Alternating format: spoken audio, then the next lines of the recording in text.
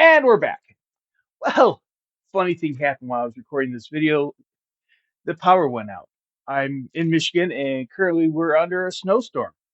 And in the process of going through the balloons, it, the generator coming on, one of my main lights went out. So things might look a little different now, but hey, such is the times. It's all good. We're warm, we're safe, power's back on, all is good, all is right. So we're going to continue. Now, I was in the middle of talking about the copper. So let me do a quick review here. So I love the color. It's vibrant. It twists wonderfully.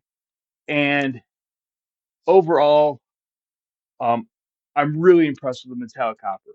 And if the other metallics are anywhere as good as this, I'm going to be really happy because I'm not sure what they used in it to give it the shine, but it really does look nice. It does remind me of that pixelated look that we got from the ground up mica balloons many years ago by Qualtex. I don't know if it's the same. It doesn't feel quite the same, but none of these balloons feel like Qualtex balloons. So I would love to find out the story of how they get this glow on these balloons.